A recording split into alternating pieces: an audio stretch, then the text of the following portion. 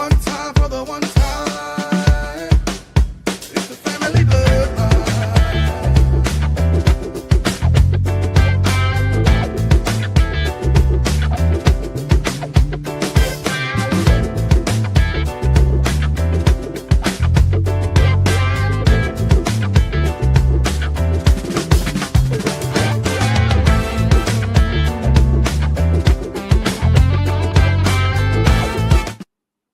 Yo, oh man, look who's here. Look who's here. Yo, sorry, Man. a little tardy. Can y'all hear me? Yeah, we got you. We got Okay. you. Yeah, You you know, made it. I You came made in it. CP time. Yeah, you I did. came in Richard time. This time I'm on time tonight. I know, Right. man. He Like was we 10 switched minutes early, places. bro. Ah. So you said you're out traveling again? Yeah. Okay. Man, then I gotta go. I'll be in a whole nother state next week.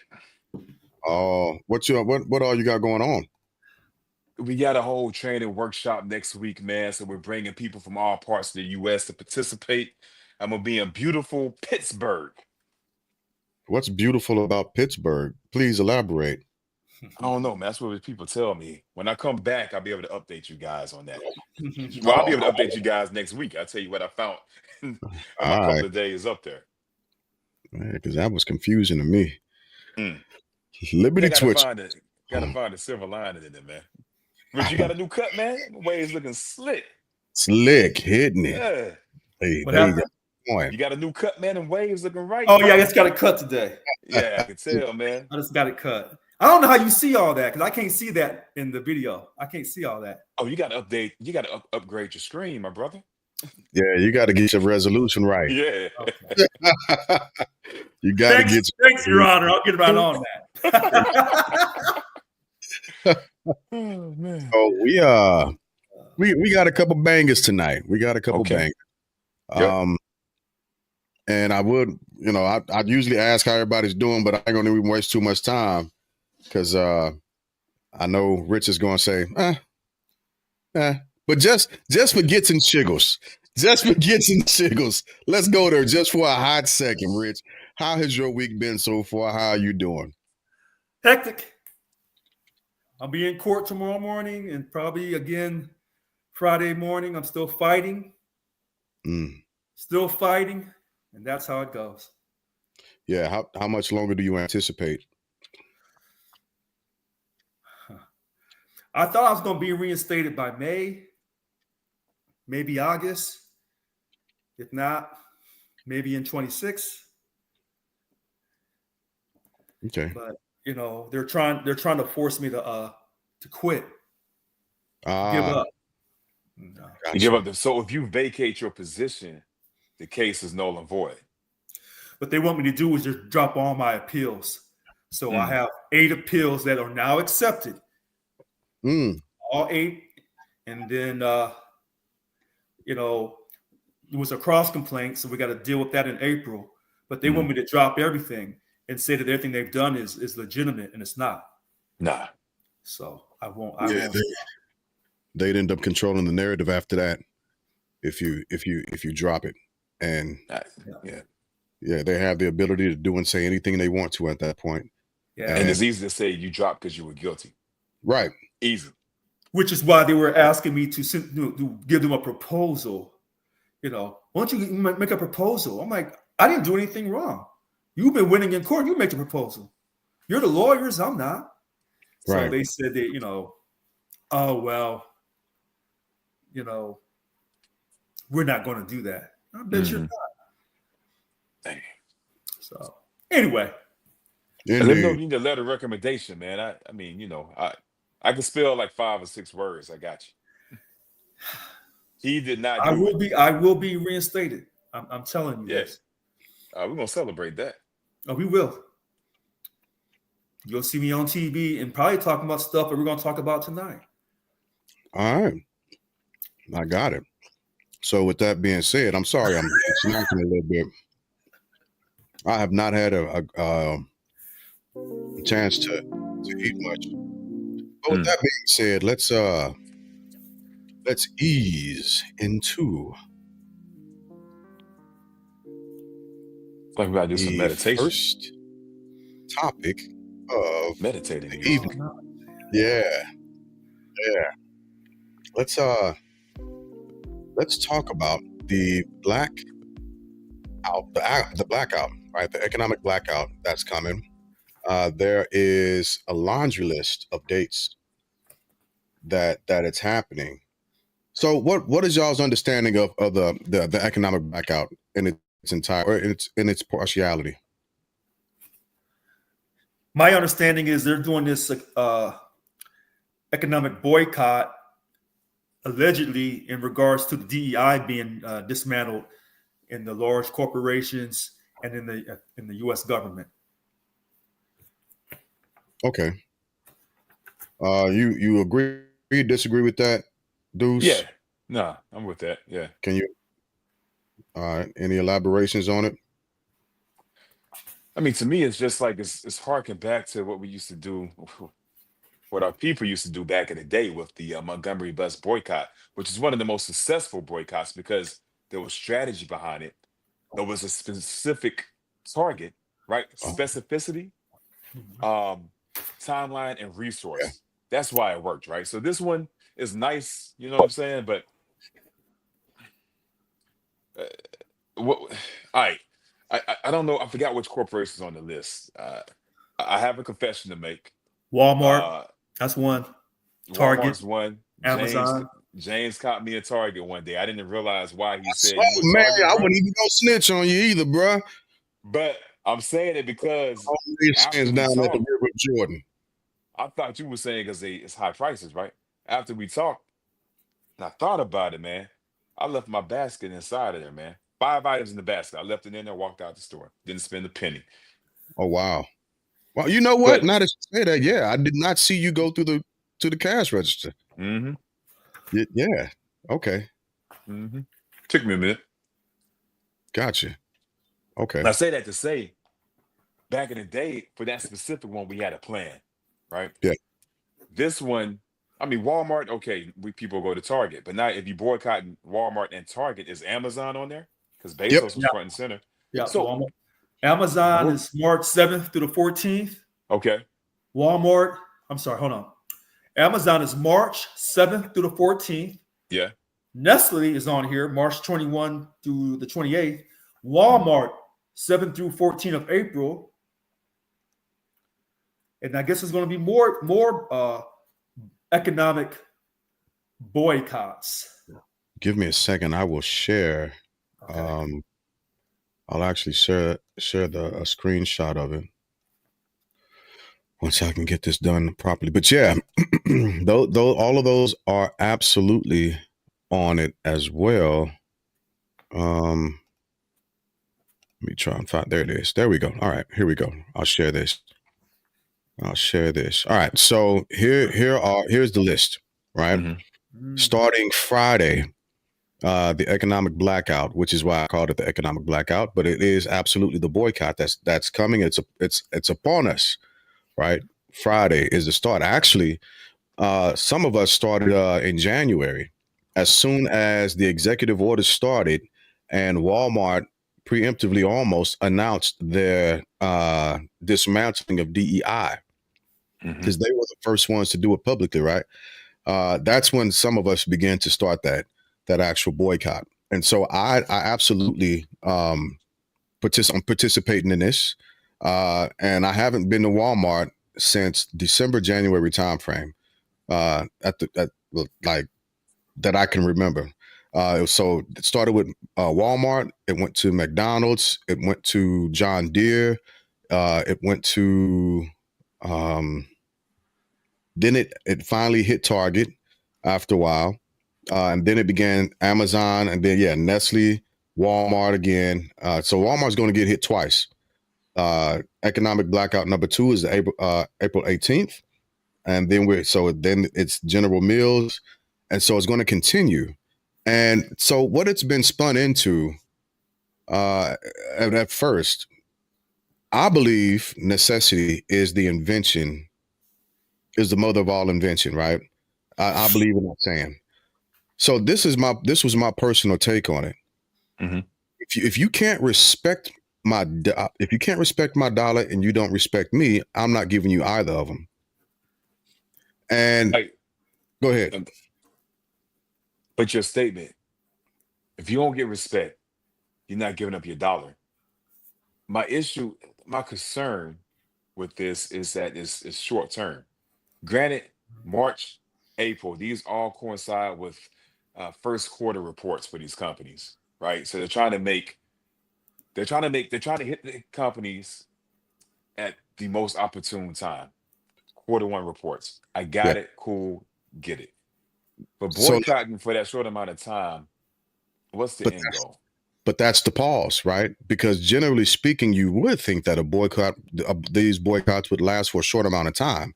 Target has already, a couple of weeks ago, Target began to apologize because their shareholders started getting affected by their bottom line being stripped off from under them, and they started taking them to court because they didn't know that DEI would affect rescinding DEI would affect their bottom line as much as it did. And just paying attention, keeping my ear to the ground, and looking at a couple of things, the apology is not being accepted. And the response and the rebuttal, which is my personal opinion, is, oh, nah, we all in the fuck around and find out phase. This is finna last. Buckle up. Thank you for reminding me of who you were. And if you've got to begin to fire black and brown people, I say good. Because necessity is the mother of all invention. Several months ago, I had already started saying, I was standing on a soapbox saying, don't go to Starbucks. Don't go to Starbucks. You don't have to support the Palestinian people like we were, right? Because that relationship should have been transactional. And I'll say that directly, right? They cast a vote on November 5th and they showed us who they wanted, and that was backfired on them. And now the assistance, the call for assistance has come back out. Well, no, you're not going to get that. And if you do, it comes with stipulations. But I'm also not about to go to Starbucks. And so what I said to people was, instead of going to Starbucks and instead of trying to fight for Palestine, we don't have to accept either option. How about communities go and buy their own coffee? Go to Costco, because Costco has not buckled. Costco hasn't buckled at all. Go to Costco, buy from Costco, get that coffee, start a neighborhood thing, and begin to plan in the morning and strategize. That's the thing. That's the part that's missing from this plan. And forgive me if it's in there. Forgive my ignorance. I missed it. No, you're good. The alternative, man. Bro, if you're going to tell me not mess with Nestle, then tell me to go to Hershey. All right, cool. Because I still got my chocolate fix. You know what I'm saying? We still got to go out here and buy clothes. If I'm not going to Walmart or Target, Kmart ain't around, then who am I going to, man? I feel like this is the same thing we did with BLM, bro. It was a beautiful movement. Excellent. Then it grew past its intentions, and that's when it began to crumble. That's when it became vulnerable for attack, and that's how it has the black eye it has on it now. So with this is dope. I love the momentum. I love the message it's sending, but it's so short. Yes, we got Target, right? The other ones, Amazon is a behemoth. Yeah. Name an alternative for Amazon, because they already taken out Temu. It's too easy. Too easy. Buy from them direct. Buy from the vendor direct, right? And so what might happen is, if you're buying from the vendor direct, and this is what I was trying to tell some of my former classmates, right? Well, I can't just not go to Target. Bullshit. You can't just not go to Target. Target is nothing more, nothing less, as just like Walmart, as a point of convenience. We can all buy from the vendor direct. It's more hassle. It's really just more hassle. And so they become the middleman, and then they hit us with their price, how they mark up their prices so that they can make a profit, so on and so forth, which is cool. I get it. I'm all for it. But if I'm not going to be there, I'm not going to be there. I'll go to the vendor direct. Now, if the vendor decides to buy from Amazon, well, then they have to pay those prices. And if I see that those prices are getting out of control, I'll go to another vendor. But my money is going to go to black vendors first. And the hope is, with my money going to black vendors, they create their own form of logistics, and I could help them if they really wanted to, but they could create their own movement of logistics. I've done it in the Army for over 20 years. This is what I do. Logistics is my bag. And ship to the customer direct. They can ship to the customer direct. But So, Well, I'm sorry. All right, cool. So I love that. I wish we had a different Amazon that had black minority businesses a part of it, right? But here's Yeah. my question: the Montgomery boycott had an end goal. It was specific, Yeah. measurable. Yeah. What's the end goal here for them to bring back their DEI programs? Is that it? right. And That's- go, so So- that go ahead, Rich. Go ahead. So a quick point. I'm going to talk about Walmart real quick, and then I'll let you go. Then I'll come back. Yeah. Number one, Walmart is anti-labor. As the president of Local 1000, I don't shop at Walmart. And That's I would great. tell anyone who's pro-labor, don't ever shop at Walmart, period. And even when they've tried to unionize in different Walmart stores, they have been fought by Walmart and their lawyers and have won. Amazon lost. Yeah. Starbucks, I think they unionize in certain Starbucks locations. But again, this boycott against Walmart, I don't shop at Walmart regardless of what day it is, period. Okay, go ahead. Oh, I was about to say. No, go ahead. So the end goal at this point, I can't fight for everybody else. We've done that shit, and we're always every time we jump out and we begin to everybody in this country, be it brown people, be it Asian people, white women primarily, everybody has benefited off of the death of our civil rights struggles, except for us. Except for us. We have only been able to move inches, while everybody else has been able to move yards at a time. 5, 10, 15, 20 yards. Something happens in a bar that's horrible. And I feel sorry when tragic things happen to other brothers and sisters that are minorities. I hate the tragedies that happen. But they get bills passed immediately. They get the Asian hate crime bill that gets passed, right?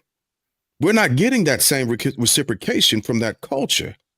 And that's fine. And I keep telling people, my assistance in that stratosphere is absolutely transactional at this point. Because we're not finna keep sending our men and our young boys out to be hit up by dogs and murderers and all these other vigilantes. Since we've already put the work in, it's time for somebody else to do it. If they want DEI back for their sector, by all means, they need to get out in front of that. They need to be in the streets. They need to be spread doing their work.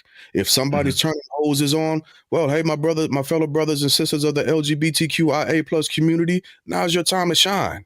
Get in on that. Get in on that. Here's so this is the first time that my answers are nuanced. I know Deuce loves that word. I didn't even know you knew how to say it. I didn't even know you knew that word. I didn't know that was part of your vernacular. Nuance?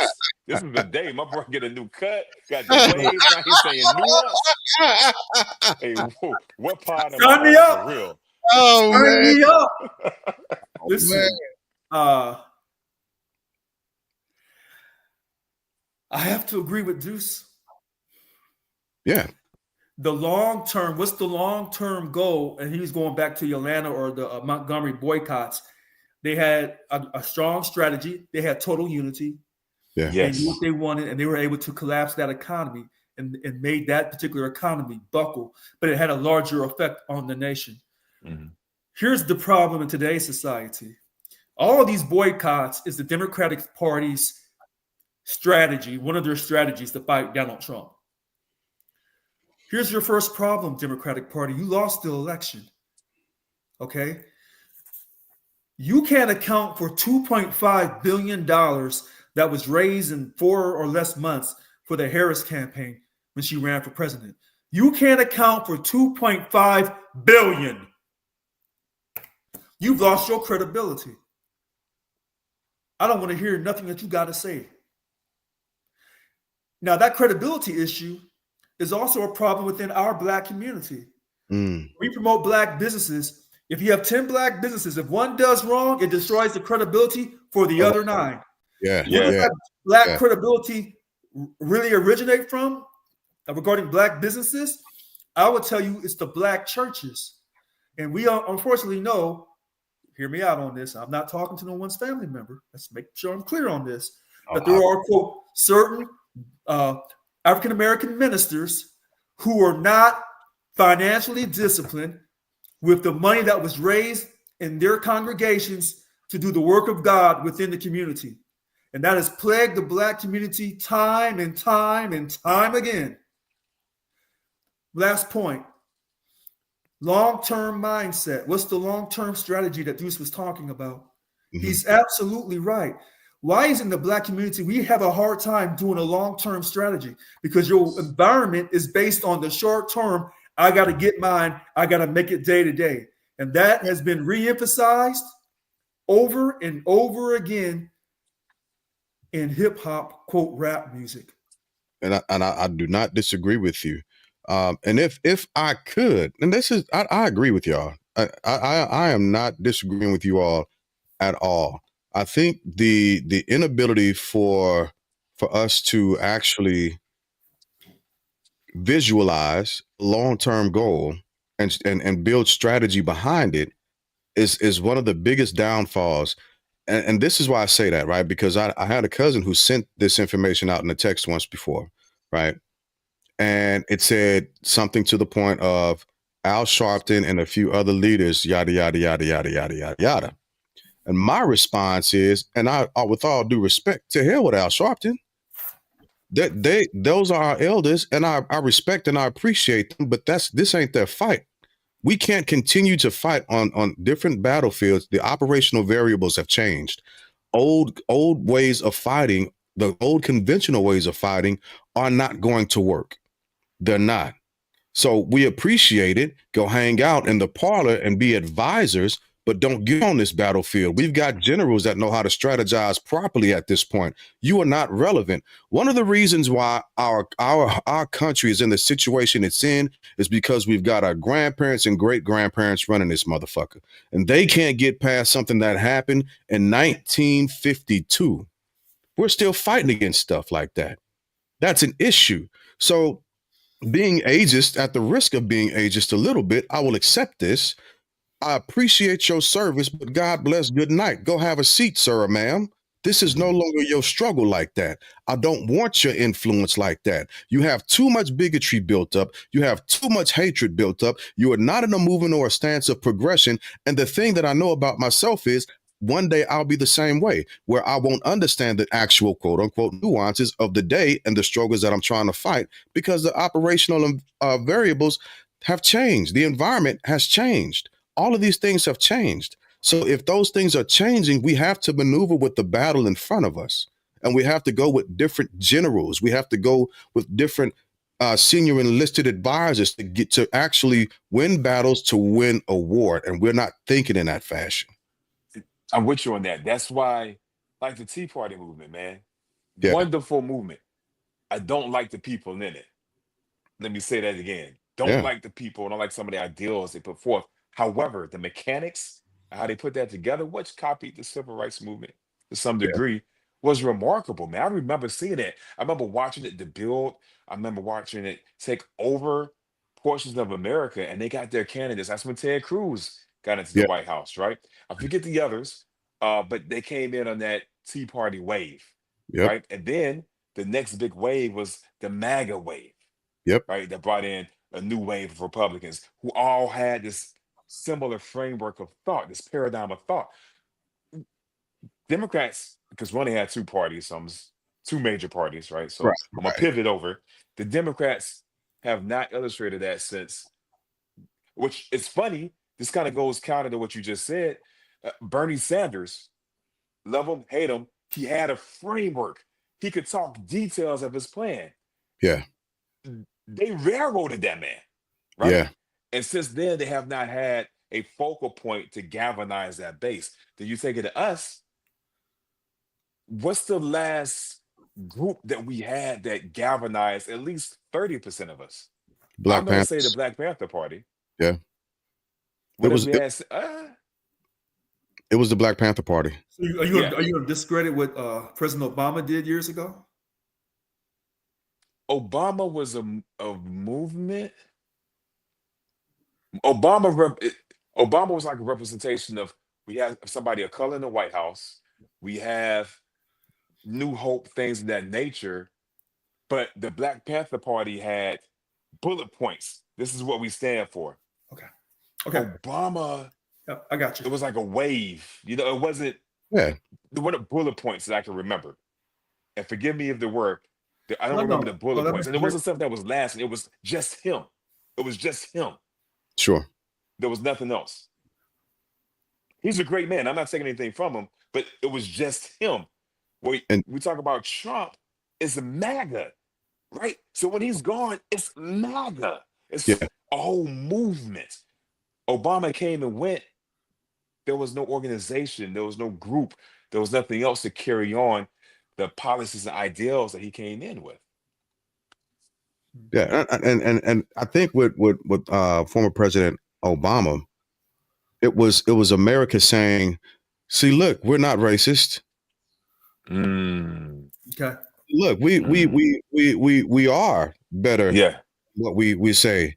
And then we had the whiplash, which is what we're experiencing even till now. Yeah.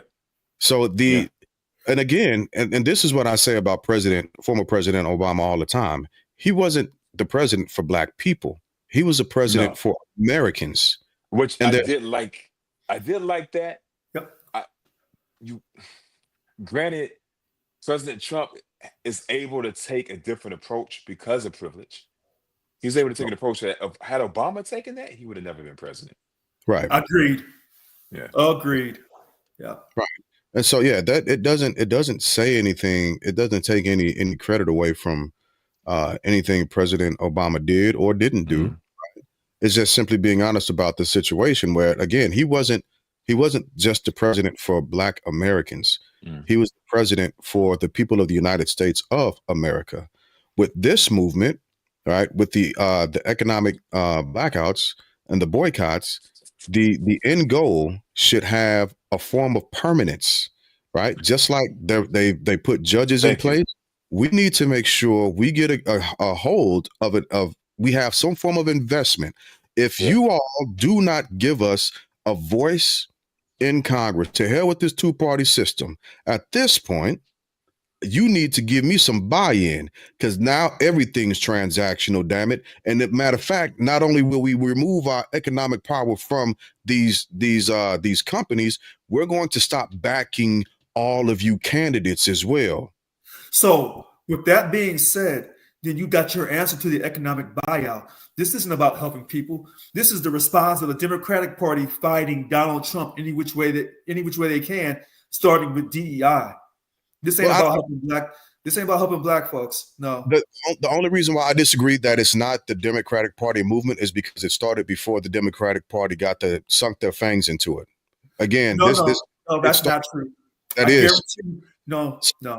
The movement started happening with Black people way before the Democratic Party jumped on board. Hold on a second. From the article that I got, if it's to be believed online, this organizer of this boycott was, quote, John Swartz. This is a Democratic operative. No, that part I'm not taking away from you. But again, I understand the hustle, right? Because every time we've come up with a movement, we always had somebody infiltrate or jump on our coattails. But even with this movement, if this economic movement, even if Black folks started this is in response to Donald Trump. This is not sincere.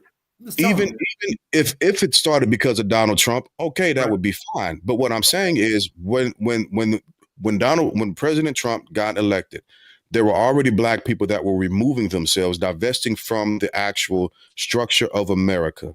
And it was something that started happening directly through social media airways, and it caught on. And I would have to strongly disagree, because all these so-called African Americans was giving all their votes to the Democratic Party, and look what happened. And I'm not disagreeing with you that a lot of people gave their vote to the Democratic Party. That part I'm not disagreeing with. What I am saying, however, is because of the response and because of the lack of a transactional relationship with other various groups. That's when we began to remove ourselves. And it was even and it should have been from the Democratic Party. It became an economical movement first. And it was like, okay, well, then if you don't respect me, like I said, that's why I started out saying, if you don't respect me, well, then I'm not giving you my dollar. That's the type of movement it became. They never respected you to begin with. So the whole time, not you personally, but I'm saying the whole time different black folks was giving their money to the Democratic Party, they were dead wrong. Because remember what former President Obama said, if you don't vote for Kamala, what are you doing? Remember he got chastised for that. Because he was saying, he also got chastised. Kamala Harris, what are you doing? He also got chastised for calling out black men, which I don't think that was fair because there were a lot of black men saying I can't vote for a woman.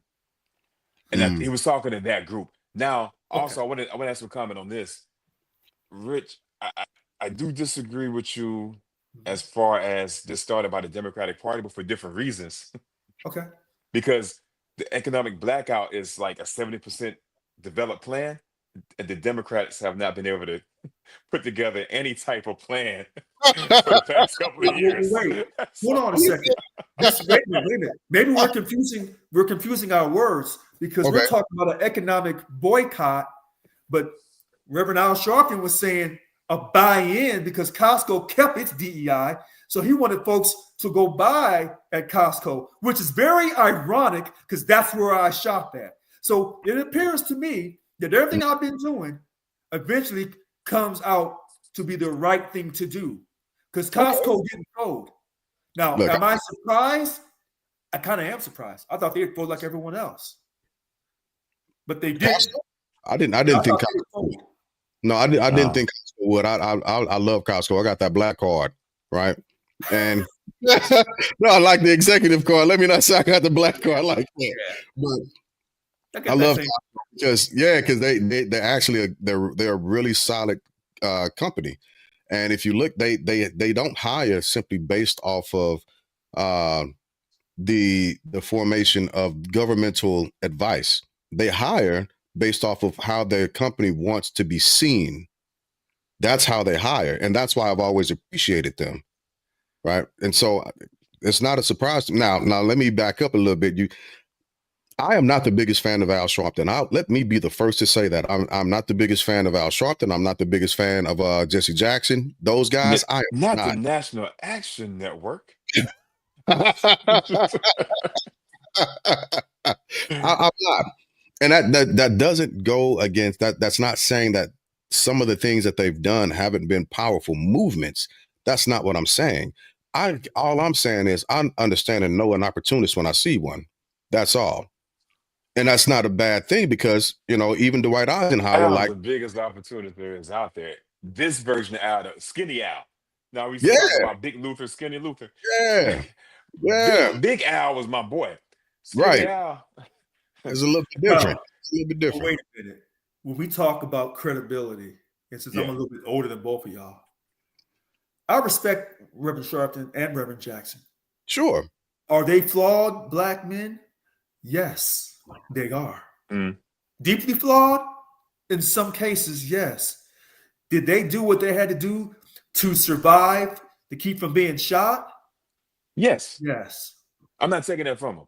Yeah. And that's I kind of go back to what James was saying. I think, I don't want to say they outlived their purpose, right? They just became disconnected from the consensus. They became disconnected from what we're battling now. Because they were bought out by those in the Democratic Party who had the means. Yeah. That part. And this is what I keep telling people. I am not a political party advocate at all. I wish we could destroy both of those parties. They are absolutely trash for our citizens. Absolutely trash for our citizens.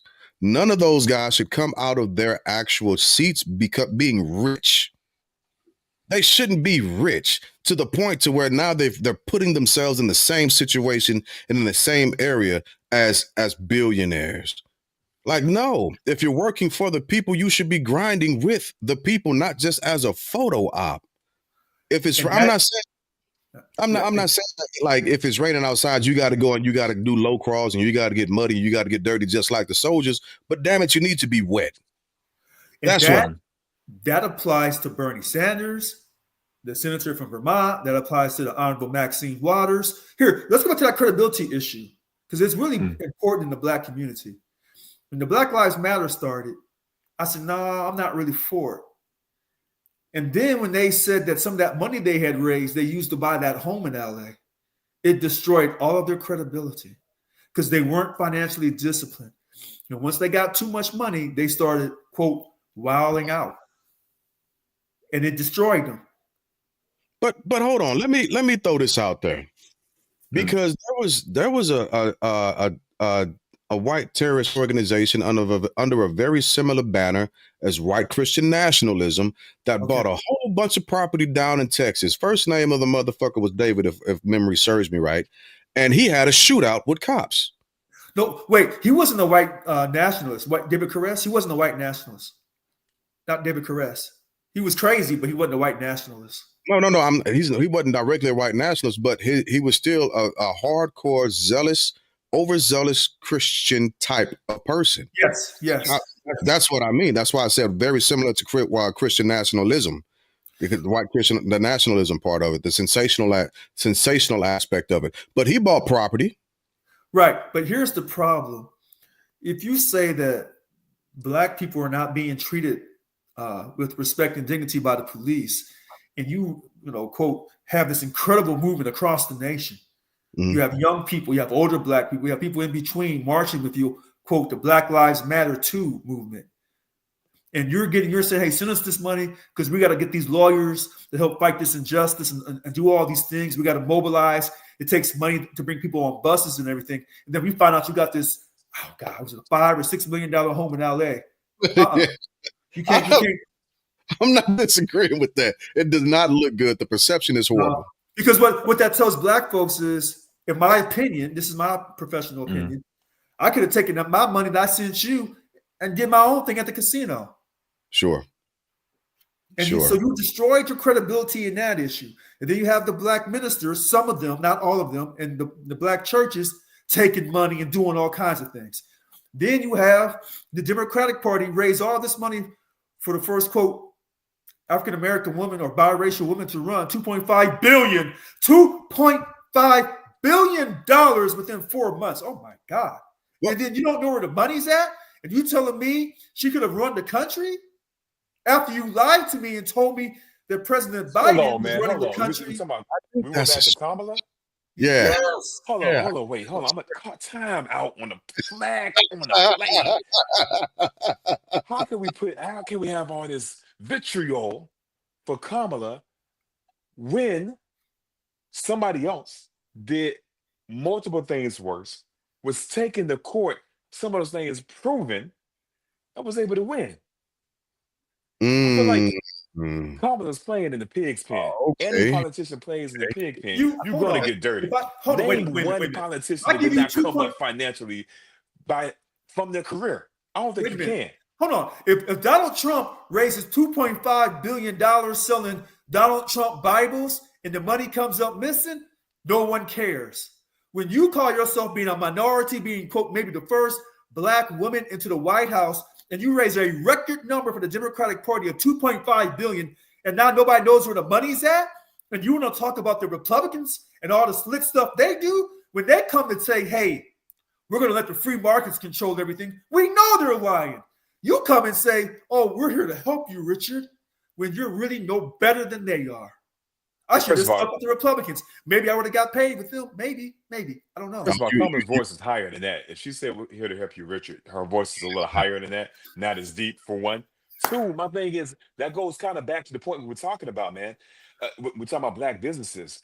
If the three of us have separate businesses, my business messes up. The collateral damage is coming down on y'all too. Yes. So Kamala slips up. Let's say there's one time that you called out that the campaign funds are unaccounted for. Now she's labeled the black sheep of all of the political world because of that. I feel like that's as part of this. Yes, you're correct. It is part of that. But my thing is, when you're in the political world and you're African American, if that money comes up missing, you're done. You don't get a second shot. You No, just don't. you have to be. What Well, was the saying? You got to work twice as Marion hard. Barry. Now, well, allegedly, Marion Barry didn't steal the money as the mayor of D.C. He was just getting high on crack cocaine. Seriously, he made a lot of people wealthy, but he didn't steal the money. fair enough. Fair enough. We know now, the black mayor, Ray Nagin of New Orleans, money. Yeah. The black forgot mayor of about Ray. Detroit, I that got forgot ran out about of Ray. Detroit. I did too. Kwame Fitzpatrick or whatever. He's done. Gosh. Hey, Oh, you I'm- on the rampage now? You named I'm a you pushback. already named a lot. I'm gonna push back because it sounds like to me what it sounds like is that there are operatives that have purposely infiltrated these camps and began to sell this story about black politicians because it's the easiest way to discredit them.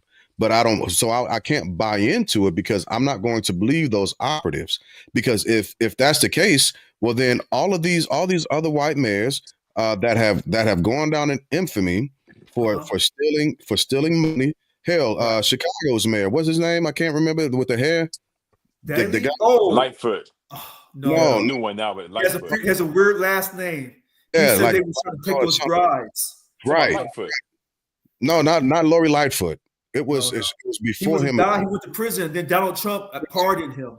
Yes. Oh. Yeah, I can't say his last name correctly. So I thought he Chicago did had that so shit. many mayors. Now, Right. he says he was. Now, here's the funny thing about this.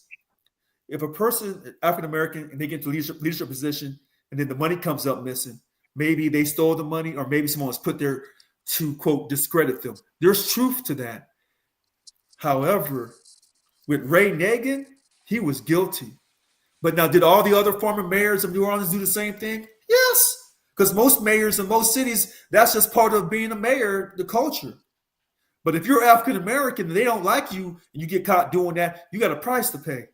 You got to be and extra clean. I do want to. I do want to say this.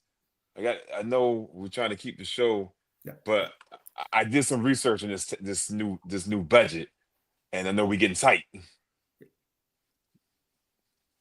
Which So, I mean, budget? but your call. Which budget you talking about? You talking The one about that the House passed. Republican budget that they passed Look at yesterday? that flipped up. Look at that flipped up. I'm waiting for the meditation music.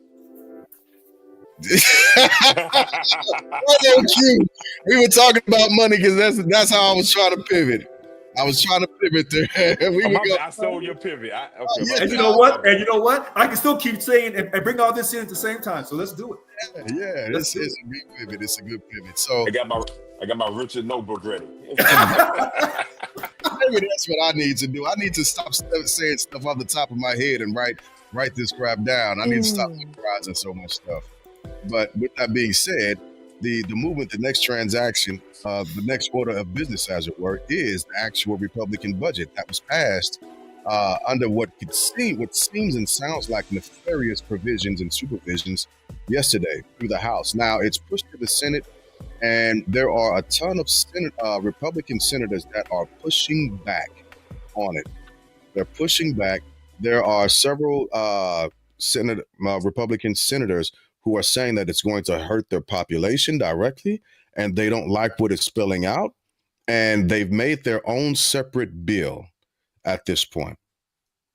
Right. So out of all of the House Republicans, there's only one that I know of that did not vote for it, and he's from Kentucky. Paul was a. Oh no. No, it's Thomas. Nope. Thomas, senator.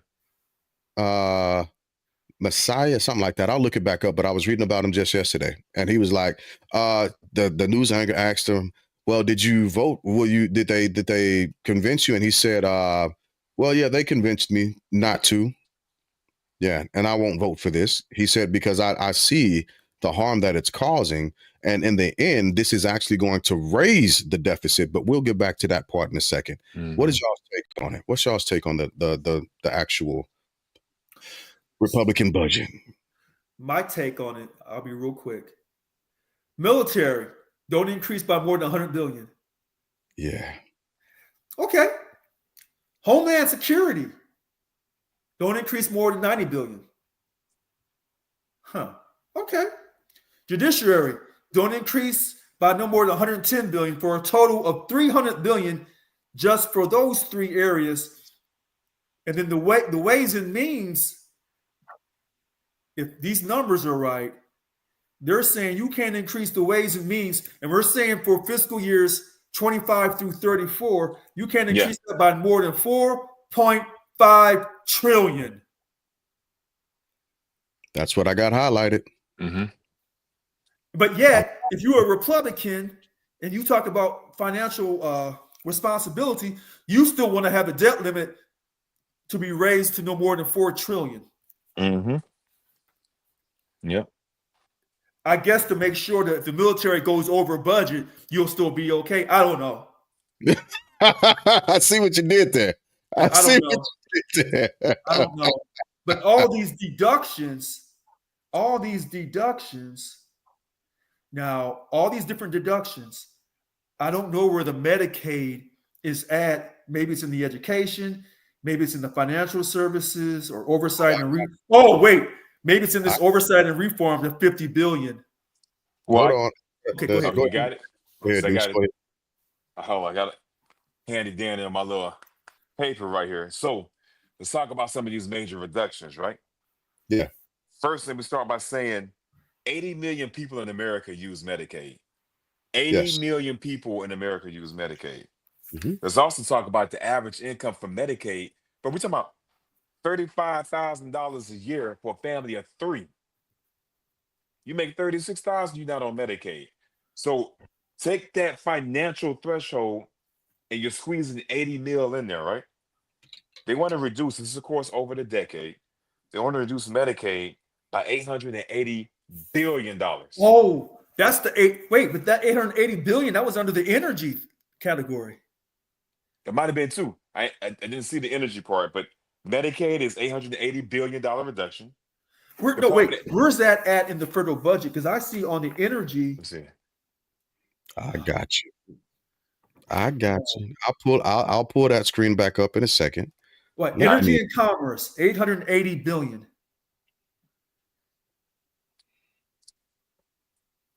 So that's Medicaid, 880. Education is 330 bill, right? But again, what James sent to me, and I copied some of it, the Committee on Energy and Commerce shall reduce the deficit by not less than 880 billion. Right. And that's where the figure is. Now, what I got right here, this is the part that goes with it. Policy statement holding patient central health care reform. This part. States should determine the parameters of acceptable private insurance plans based on the needs of their populations and retain control over other health care coverage standards. Reforms should protect patients with pre-existing conditions and create greater parity between benefits offered through employers and those offered independently. States should have greater flexibility in determining their Medicaid programs and state children's health insurance programs. And states should have the flexibility to implement medical liability policies to the best suit their needs. Hey, Juan. So we talk about that. So that's the narrative they're painting around the Medicaid, because that's the whole narrative about this administration is empowering the states, right? Empowering the states, pushing it back on. So if you do that, the states have to find that revenue from somewhere. Where do the states derive the revenue from? A good portion of it is from us. So if you push that budget down to the states, if they want to keep it, one, they're gonna have to increase taxes. I see you. I see you. I see what you. I see you. Give me a second. There's another part that I highlighted in here. No, I was seeing that word that you highlighted. That's where the key is. Yeah. This is what I wanted to read, because this was the other part that I was reading and my jaw dropped out the bottom of my face. Subsection B states, it is the policy of this concurrent resolution that Congress should enact legislation similar to the provisions in the House-passed Limit Save Grow Act of 2023 that encourages able-bodied adults without dependents to work actively seek work, participate in job training programs, or do community service in order to receive Medicaid benefits. Legislation implementing Medicaid work requirements could require able-bodied adults without dependents to work, engage in community service, or participate in a work training program for at least 80 hours per month to remain eligible for Medicaid. States should be given flexibility to determine the specific parameters of qualifying programs and work equivalent experience. States should perform regular case checks to ensure taxpayer dollars are appropriately spent, and the Government Accountability Officer or the U.S. Department of Health and Human Services Inspector General should annually audit state Medicaid programs to ensure proper reporting and prevent waste, fraud, and abuse. Thank you. That's bullshit. Wait a minute. So go back to that top part again. Go back up a little bit. So you were having a problem with saying if you are an adult, you have no children, that you got to work or do some type of community service to receive your Medicaid benefits. No, this is the issue that I have. I have a problem. There's multiple issues that I have with this. First off, we've already seen the people, and I'm not saying that there is not fraud, waste, and abuse in the Medicare, Medicaid game. I'm not saying that. We all know that it is. But at this point, you're going to punish the whole to collect a little, and you're still requesting for the actual increase of the debt ceiling? The bullshit that comes with these lines, right? So yes, some people, there are people on Medicaid, Medicare that cannot work 80 hours a week, and they don't have dependents. They won't be able to get any type of job training because we're pushing this to the state. So the jobs are not going to hire these able-bodied people, quote unquote, that should be able to do the job. Not only that, right? They've also removed actual funding to go pick people up. So people can't get gas. They don't have the transportation. Well, hold on. You're not wrong. The person called Emerald. Yeah, that's Maya's mom. Right. She's right, because in the South, starting in Missouri, if you let the states control Medicaid, we know what's gonna happen. Okay, I'll back up. I'll let it go. No, I'm totally with you on that, man. Because I think, but President Trump on his campaign ran on the fact he told people in his campaign, we got people who collect these entitlement monies, and they shouldn't be able to collect them. But that's the same thing Reagan ran on with the welfare queen, man. It's the same playbook. There's nothing different from it. Because we know to that point, we got people in these rural areas that cannot get to, I'm about to say vote, because that's also a thing. They can't get to vote, but also they can't get to a job, man. I know poor towns in Alabama that have a Dollar Tree, a gas station, and maybe one other place that's owned probably by the same family. There's already maximum employment. So what are these other people going to do? So, hey, if I'm out in Selma, Alabama, I can't just go out and cut somebody's grass. Does that count as income? How is the state going to count that? I don't know. If I can even get there. So I like the ideal. Yes, if you're able-bodied and you can get to work, do it. But to James' point, they're pulling funding to getting people from the house to the care to the job. Right. So how are you going to be able to do that? I like it. Now, I like the spirit of this, but I know how the execution is going to be, man. I can envision execution. I can envision some type of legalized chain gang to call community service to clean up the trash in the parks and say they're helping out the environment. I can see how they're going to piss all over the execution, and it's going to be us suffering. I don't want to see my elders. I don't want to see my elders out having to do. Listen, when I went to Japan had their elders doing great work, right? They were the crosswalk guards. Right? They were making sure that the children were safe. If you were going to the mall, they made sure that you had a place to park, and if there were no more parking spots, they would stop you and tell you to go somewhere else. It was honorable. Yeah. It felt honorable looking at them.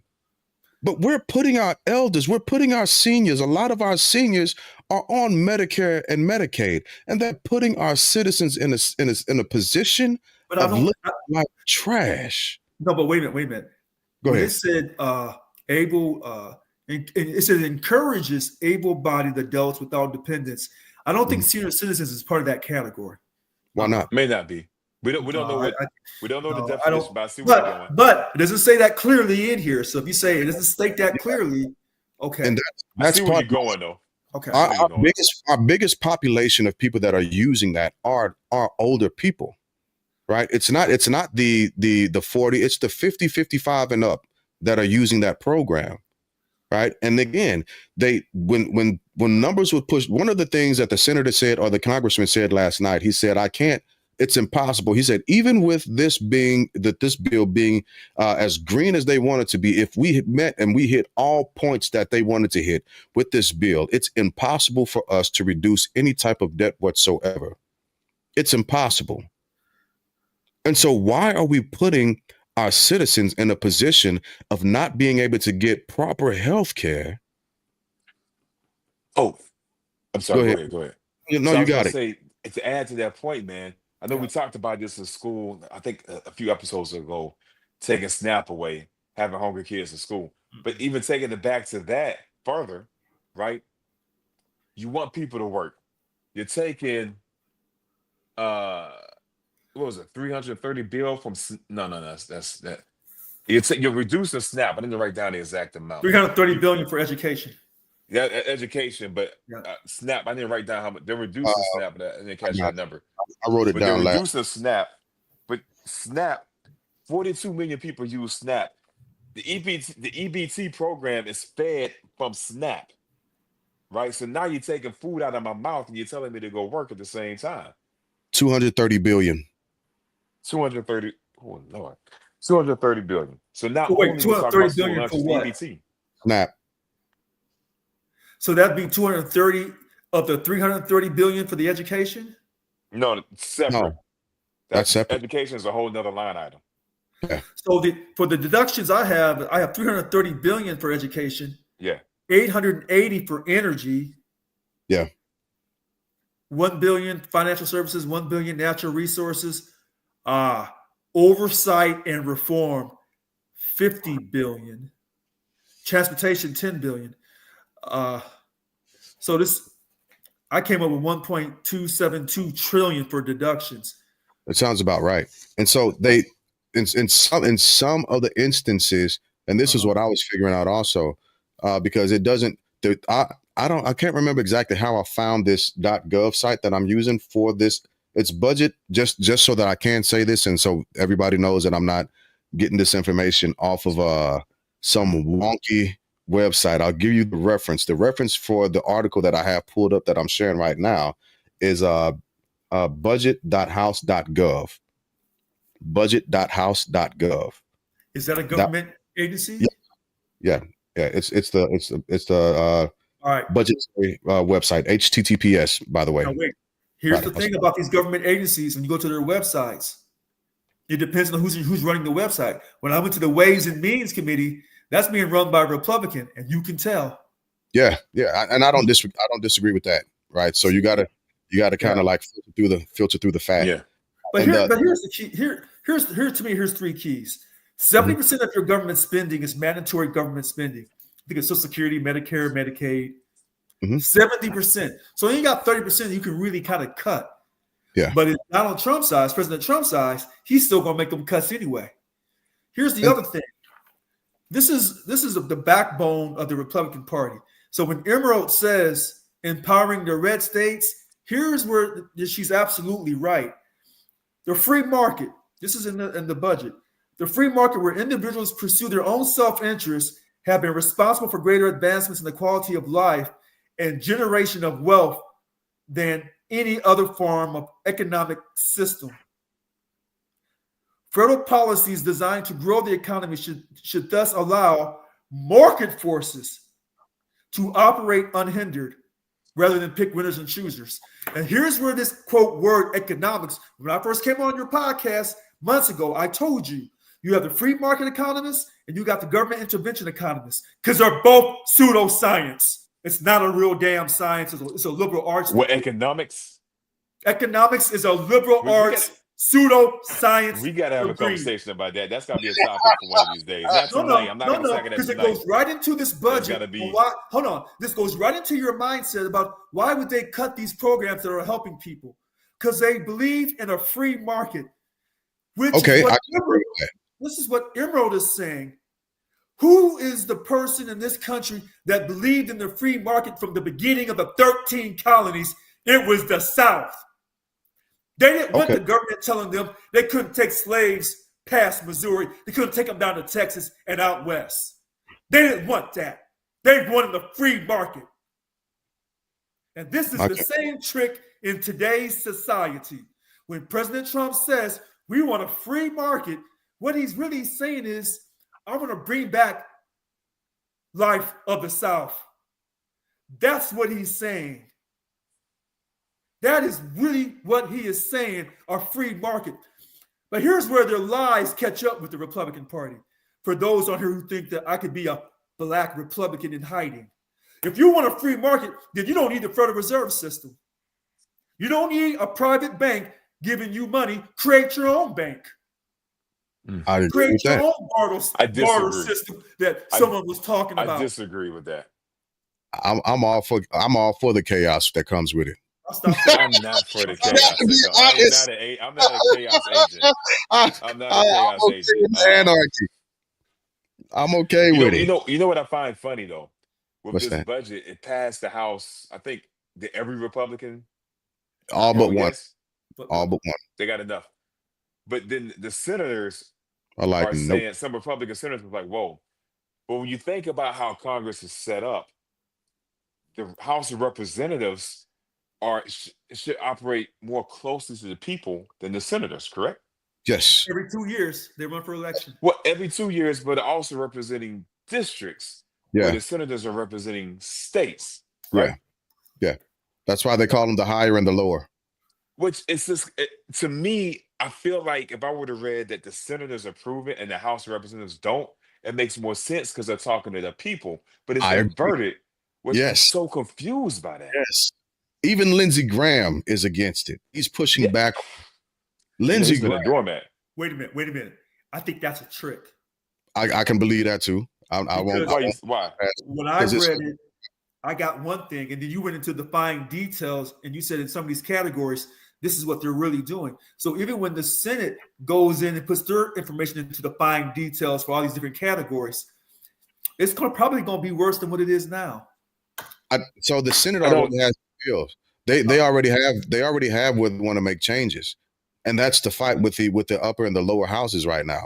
I think it's a Oscar-winning performance because if the Senate comes out and does their thing, and then the House has this thing that's already passed, then they're gonna come into the middle, which is really what Stephen Miller.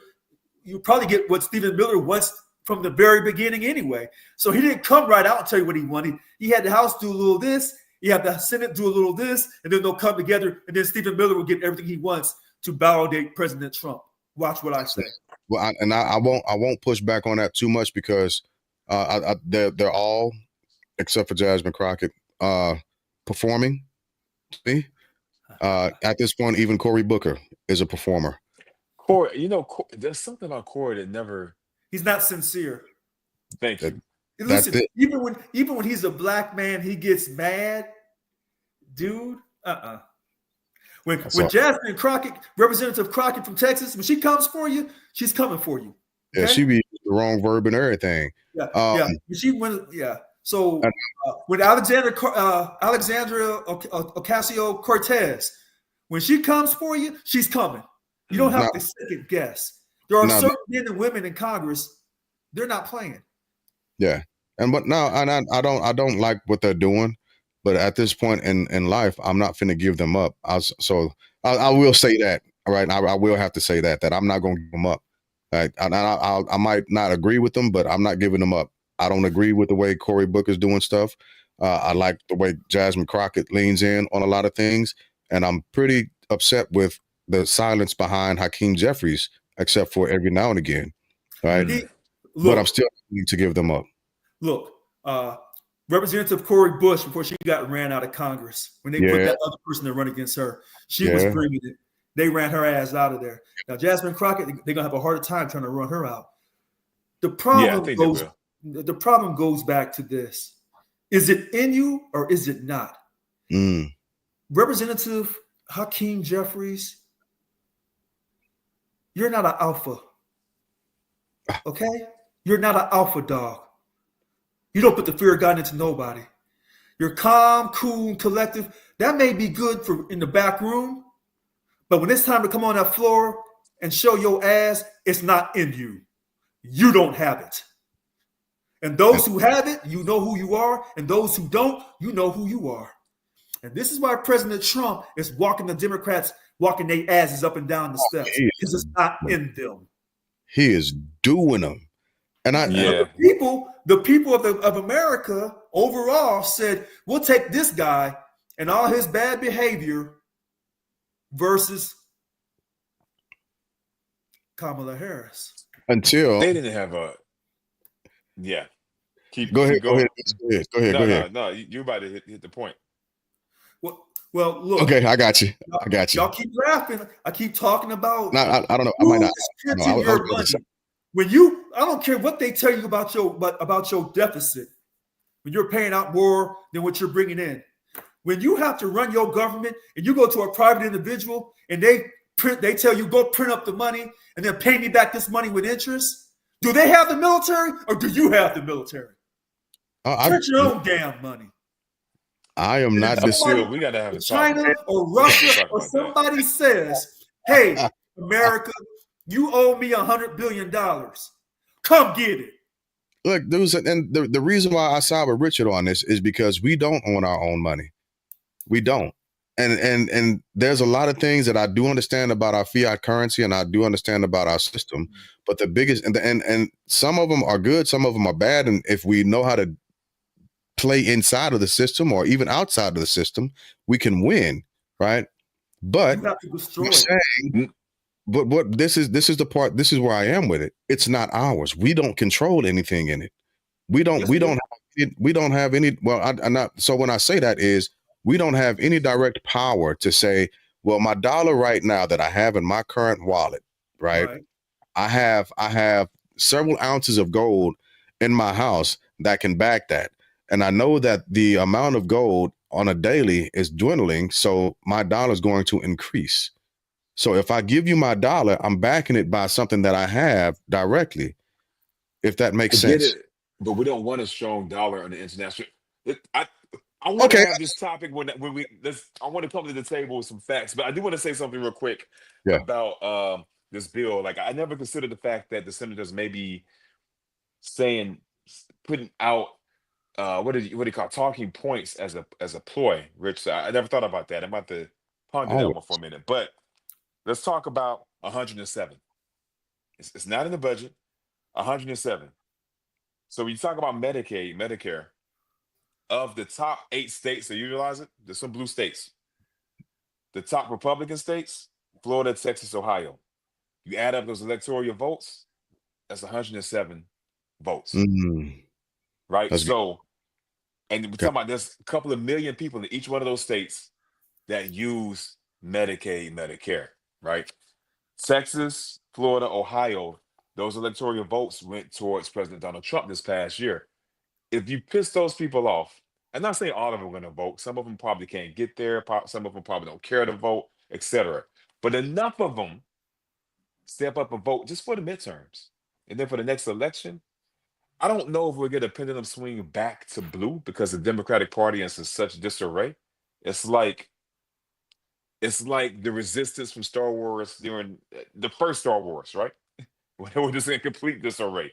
Where's Luke? They didn't even have a head Jedi, right? So, but 107, man. You piss off enough, you swing those states. Florida might be tough, but Texas and Ohio, Texas was close one year. Texas was real close one year. Swing. Ohio, maybe. Texas, Ohio, Florida, I don't know. That's Texas and Florida, they're not swinging. Texas came close. Opinion. Texas came close when Biden. Texas was real close. Those cuts. See, when it comes to that Medicaid, the state determines. Medicare, it comes from the federal government. So when Emerald said then the red states will be empowered to not give Medicaid to all those people, she's right.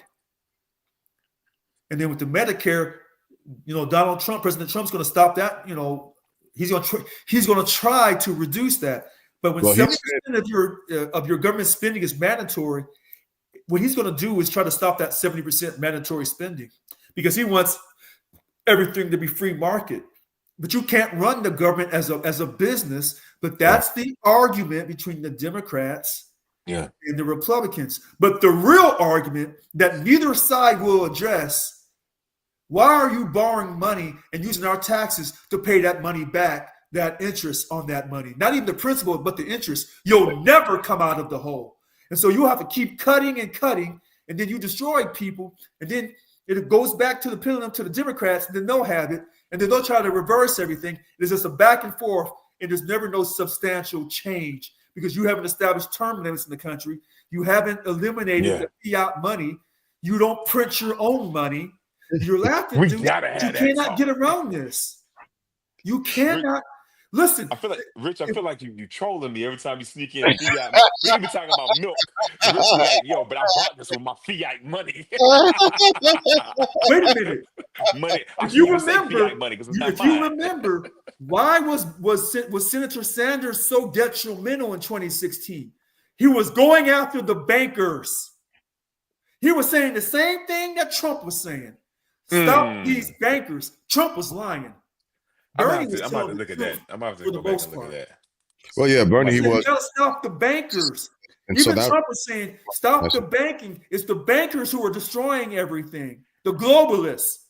But he was talking from both sides of his mouth because he made his money with bankers when he was getting his real estate overinflating his financial statements to get his loans for his real estate. He was going to the bank. When he can go to the banks in New York, he went to Russia and got his money, I think. No. And I don't think it's a thing at this point. I'm pretty sure that it allegedly. I see what you did. Allegedly. We don't have. If you don't control your money, you don't control your destiny. So no matter how much money black folks try to pull their monies together and do all this, if you don't control the thing called the creation of money, you don't control your life. And any person that controls giving you money, any person that controls, if you're the borrower, as the Bible says, you'll be the fool. We gotta have this. We gotta have this as a topic because there's some points in there. Wait. Is there somebody in your family who's a banker? Why does it sound like one of those? So somebody in your family that you love and respect is in the banking industry. Let me think. Not to my knowledge. I just have a different perspective on it. I'm not 100% for the system. Don't get me wrong. Components of it I don't like, but I would love to table this for another talk because I also have an early morning tomorrow. But I would love to table this for another talk. I can come back through because I got to look up what Sanders was saying. You said 20 when? 16. 2016. Yeah. And so let me read this paragraph right here. I left it up on purpose, and hopefully the viewers have read it multiple different times to try and figure out what it's talking about. But I think it's a dangerous statement, right? Subsection Bravo states, it is the policy for this concurrent resolution that Congress should examine ways to relieve the burden of overregulation throughout the federal government. House Republicans remain at the ready to promote initiatives that will reduce government bureaucracy, restore Article 1, I lost my place, congressional power, enhance federalism, and increase economic prosperity through deregulation. Ensure that once harmful and costly regulations are repealed, they cannot be reimposed. Develop policies with authorizing committees that will demonstrate the contributions to economic growth and reducing government spending embodied in legislation like the regulations from the Executive in Need of Scrutiny Act, and re-establish the role in Congress in checking executive branch overreach in the future. You know what? If they do this, as long as you control the Congress, you kind of control the president. Here's the problem they're going to have. If President Trump does too much, you're not going to have a Republican president in the next election. You should,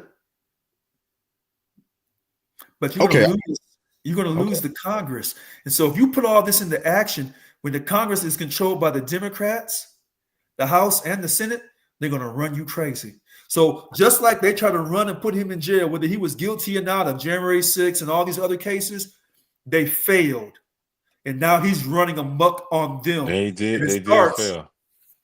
Well, I guess it starts with DI, but the DI is fulfilled through this budget process. But now, once the Democrats, should they win and get the both houses and the White House back, They need a plan.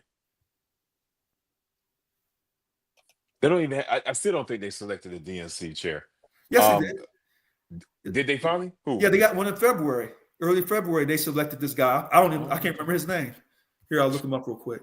Yeah. But they got this nice, quiet guy, DNC chair. He's a nice, quiet guy. And that's not what needs to happen right now. The Democratic strategy is to simply sit back and hope that it crumbles. Like, no. See, look, donate to the DNC to elect Democrats and stand up to Trump. You want me to give you some money, but that $2.5 billion wasn't enough. They're stupid. They're stupid. But reducing regulations, man, like people forget that. People always, I want deregulation. Section 8, low housing income tax, tax credits, right? Affordable housing grants. A lot of these things are from regulation. That's why they protected environments, parks, natural parks, all this stuff. Check this out. Remember when black folks were saying about the slave reparations, and I said, I don't want that. You'll never hear me on record saying that. And I said, if black folks got slave reparations, you'll never get hired ever again in America. Mm-hmm. Here's the pushback. You didn't get the slave reparations, and you ain't getting hired. This is the white man, in my opinion, certain white people who possibly may remotely be prejudiced, certain ones that don't reflect the entire European American population in the country. Make sure I have my words right. What the hell happened to this? Anyway, go ahead. Keep going. It'll be all right. So this is the pushback that you get for asking for slave reparations, for talking about Black Lives Matter too, because you said they weren't treating us right with the police. And then when we had these, quote, modern day civil rights marches with your pants sagging, gold in your grill, and now you looting up here in these streets and breaking down these stores. And then you help to continue the negative stereotype of black men don't want to work. All they want to do is have sex, have babies they ain't going to take care of for, and rob liquor stores. You keep that stereotype going. All with that foolishness that you did, tearing down and breaking into stores and grabbing shit and running down the street. Hey, we learned it from somebody. Huh? We learned it from somebody.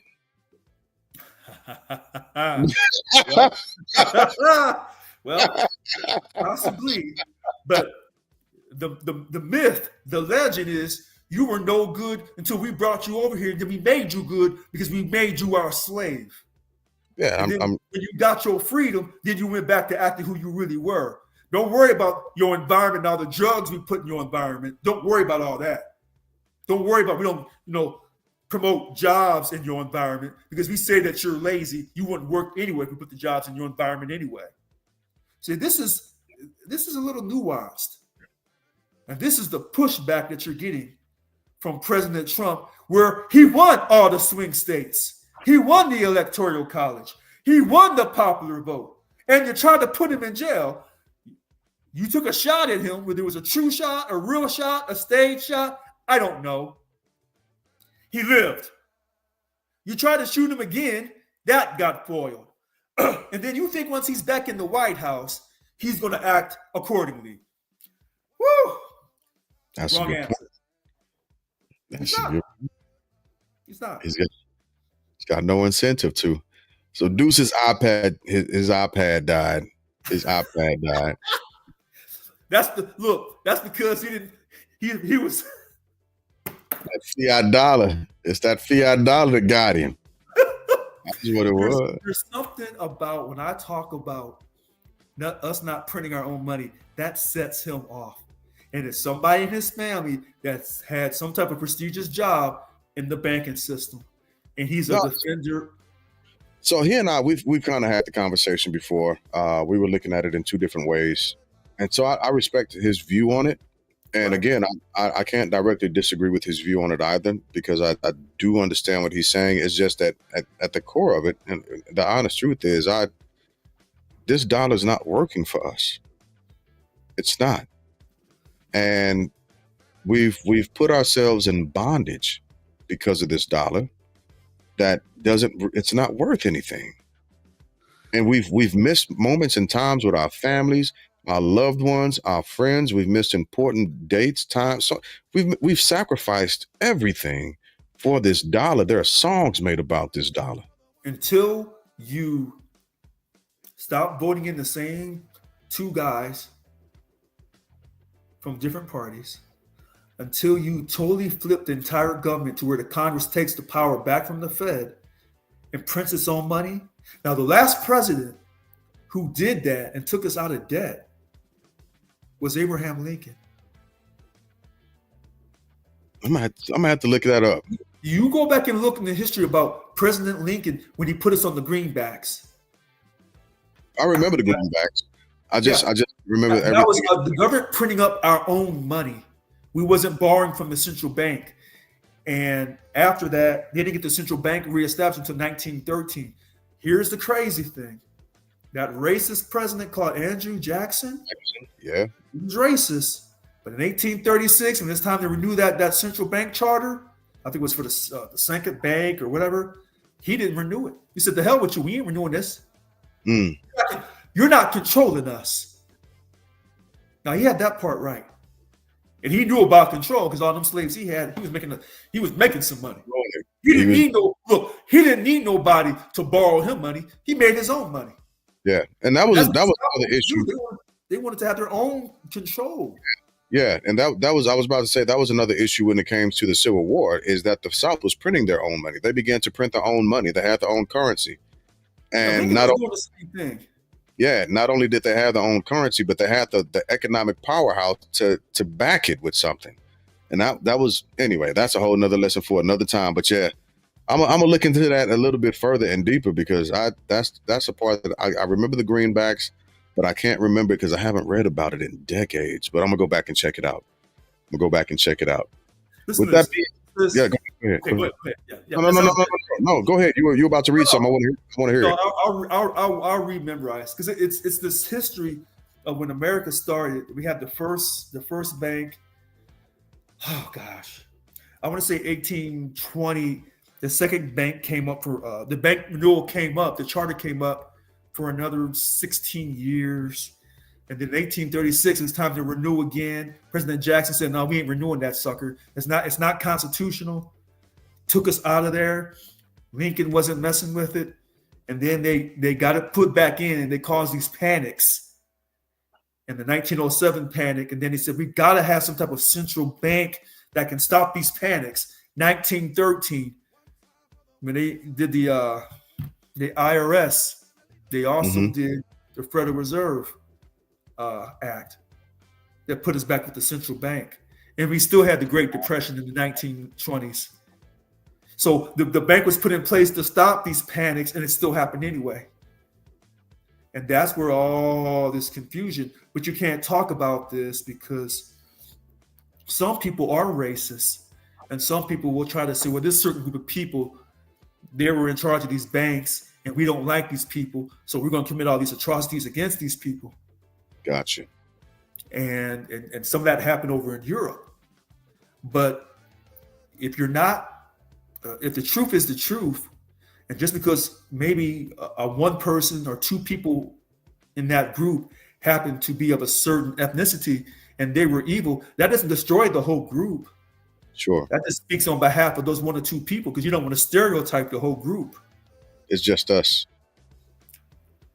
Oh, no. Because when we're on this, I never know when the government's going to drop in and say, well, Richard, now we warned you, Richard. Now we tried to help you. So I always make sure that we don't want to stereotype the whole group. I got you. So, and look, I still see it live streaming on Facebook here. Yeah, we're still on. Yeah. So, we don't ever want to stereotype people, but when you go back in history and you check, why were people acting a fool? Were these racist people completely wrong on everything they said? Andrew Jackson is a U.S. president. So, Yeah. he wasn't going for it. Here's the funny thing. He was the 7th president, and he just said, we're not doing it. He had a war with the bank. I'm gonna get back into that because I know we're definitely gonna have that discussion with Deuce in the up and coming weeks. Absolutely.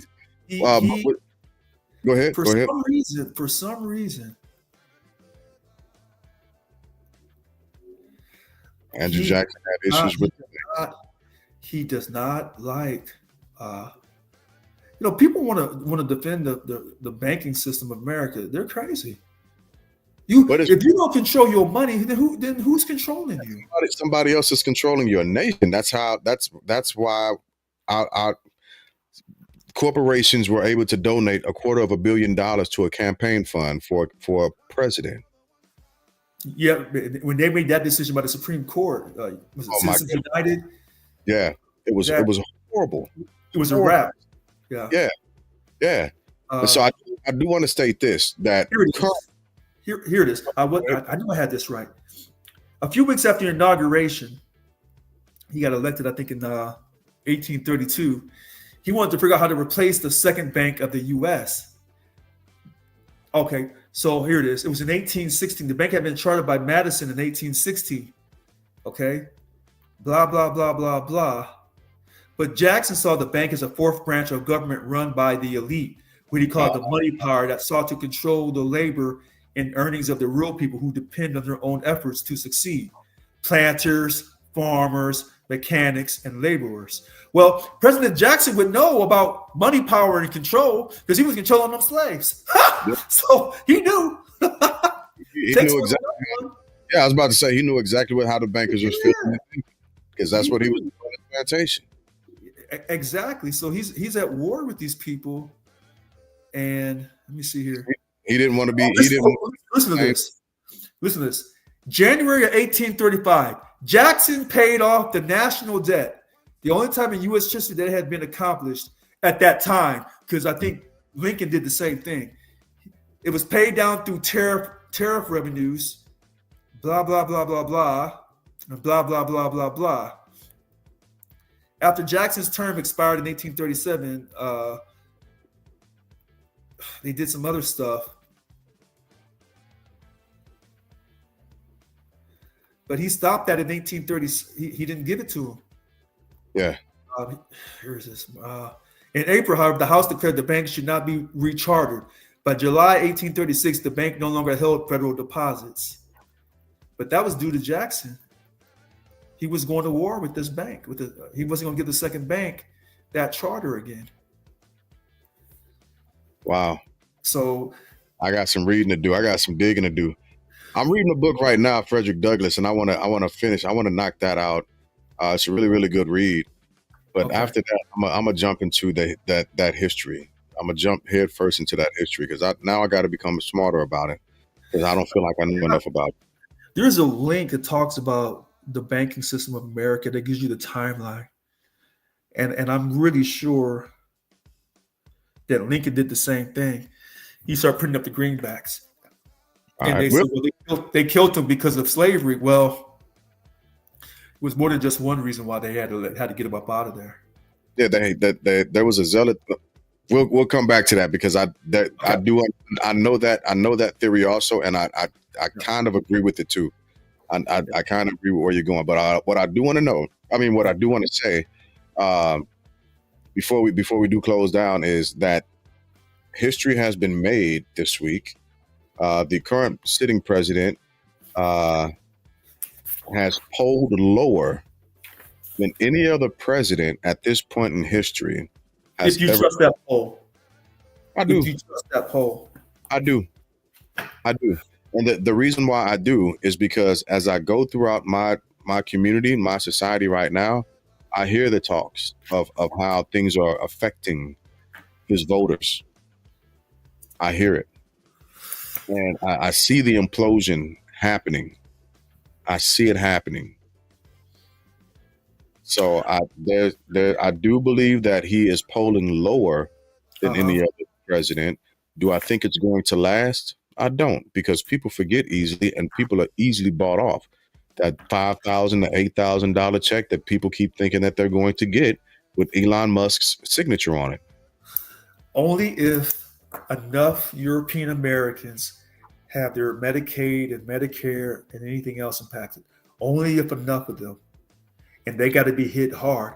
And if some of them are saying, well, I voted for this person and I'm so embarrassed, but I'm never going to let no one know. I'd rather be embarrassed and poor than go against President Trump. Now, some of those people have already yelled, and I think in the state of Georgia, they were yelling at that particular congressman saying, what's going on?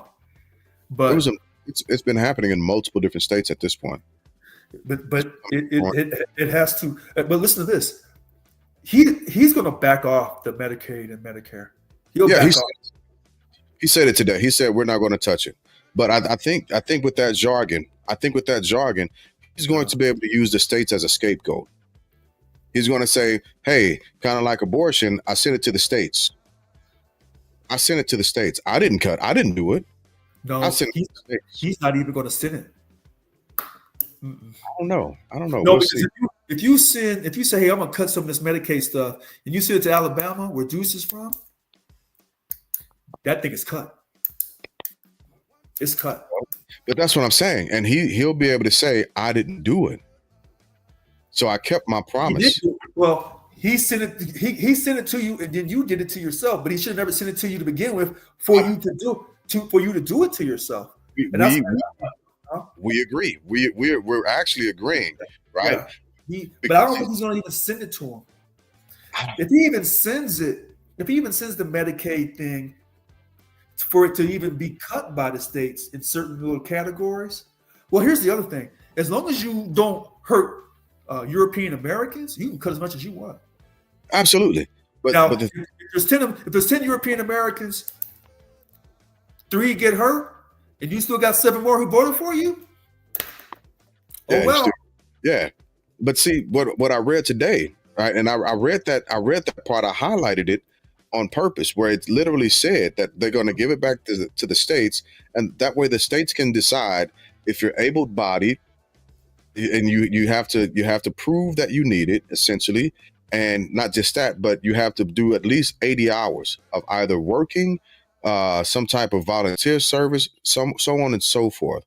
That's what they're pushing to the states, and the states will have the ability and flexibility, as the article read, to check in and make sure that you're doing what you're supposed to be doing.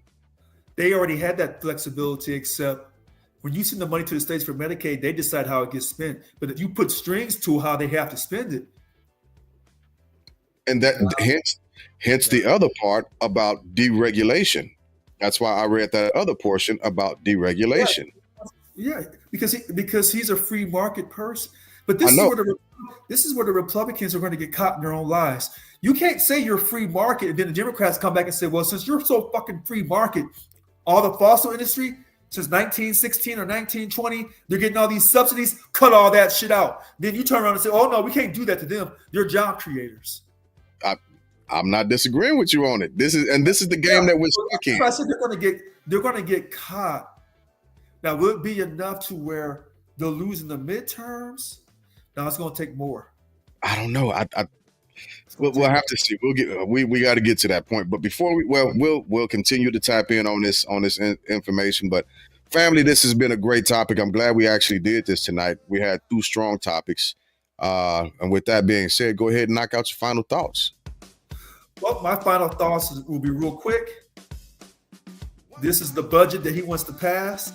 This could be possibly the budget that was in the 2025 project that he said he didn't know about, President Trump. It is. The Senate saying that they don't like it. I don't trust that. I think at the end of the day, he's going to get what he wants. But the people will be the final decision maker on just how far this budget will go. Because they may pass the budget and then the people may have too much of a pushback, and then they may have to make some adjustments to the budget, maybe. But he's going to push as hard as he can until the courts stop him or until the people stop him. And there is your true check and balances in the United States of America. Thank you. I'm Richard That's Lewis. good. Yeah, I agree with that. So for my final thoughts, what I will say is participate in the economic boycotts. And once you finish participating in the economic boycotts, participate in political boycotts until we have long-term, solid retribution, solid outcomes. Stop doing half-ass fighting. Stop it. If we're going to be out here in these streets fighting for something, damn it, fight for it and be willing to die for it. Get something out of it. Don't just do it just to say, oh, you know what, my mocha frappe mochaccino is $2 cheaper now. That makes no sense whatsoever. A lot of people that are out here doing this, fighting this fictitious movement, feigning these performative, just out. It's performative, like you said, just like with the senators. It's probably performative. All of you performative motherfuckers, move off to the side so us real people can fight. Move. You're a waste of space and you're wasting my time. Coffee is about to increase, and that is going to take Americans over the edge because Americans love their drugs. There have been multiple different articles expressing the increase of coffee. You increase the cost of coffee, you increase the cost of eggs, you increase the cost of milk, you increase the cost of gas. We're no longer a melting pot. We are a boiling pot, and we are about to bubble over. We're about to bubble over, people. So don't just stop at an economic boycott. You all have forgotten, the people have forgotten that these politicians work for us, and it's not to be the other way around. And we've allowed this crap. We've allowed this circus in DC to continue to happen, and now look at where we are. We've lost control to the point to where now we have to try and fight just to try and get some semblance of sanity, some semblance of civility, some type of pride back to America. Our president got corrected in real time on the world stage by another president telling lies. He got stopped mid-sentence. Not even a full month before that, he had a 4-year-old child in the Oval Office disrespecting the American people. And some people are around here applauding that shit. And they still call themselves patriots. You bastards. You bastards. Y'all are the same patriots that won't bust a grape in a fruit fight when it comes to actually fighting for this country. Oh, I would have signed up, but I couldn't because you're a coward. That's why you couldn't. That's why you didn't sign your name on that contract. You're a coward. You didn't have the kahunas to put your name on the contract and be willing to lay your life down for something, but you have all the vibrato for it. Y'all are cowards. And I hope you die that way. And I hope your name lives on in infamy with the staple of coward behind it. You don't deserve to call yourselves patriots. Should be ashamed of yourselves. Well, I wanted to sign up. No, you didn't. We've heard it all before. Those of us who have signed up and who have played our part, and we've given our all to this country, we've heard it all before. You never even talked to a recruiter. You never even drove past a recruiting station. Just on the movie The 300, when the one politician asked King Leonidas, "What can I do?" And King Leonidas looked at him and he asked him, "What can you do?" I guess we'll need to repopulate, since that's the only thing you can do, because you're a sleazeball, you're a Joey. And with that, I'll get off my soapbox because I can do this for forever. I'll get off my soapbox. I'm ticked off with the American people a little bit. That's all. Wow. That's all. So were you about to say something? When they were talking, President Trump was saying, we're going to stop this taxing of overtime and taxing on tips. Yeah, he should, because he's going to take away some of your Medicaid and other benefits. So yeah, you won't need every dime you can get. That part. For sure. You're going to need every dime you can get. Right. Right. So with that being said, good people, as always, we know that you could have been anywhere else in the world, but you decided to hang out with us tonight and listen to us go back and forth on points. You may agree with us, you may disagree with us. At the very least you can do is support us. So with that being said, go ahead and hit that Cash app right there, right? You can support us. Hey, we'll take 2 cents, we'll take $5, we'll take $5,000. If Elon Musk and Doge is filling up to it, we'll take $500 billion and we'll put it to good use. And we'll make sure that there's no fraud, waste, and abuse. I won't even buy a new house. If you want to give your money out and you want to make sure it's being kept track of, we got you. We'll put it to good use. It's just spreading our good word, and that's it. So, but we absolutely do appreciate y'all for coming out and hanging out with us. You could have been anywhere else in the world, but you decided to be with us. So with that being said, thank you for coming out. God bless and good night.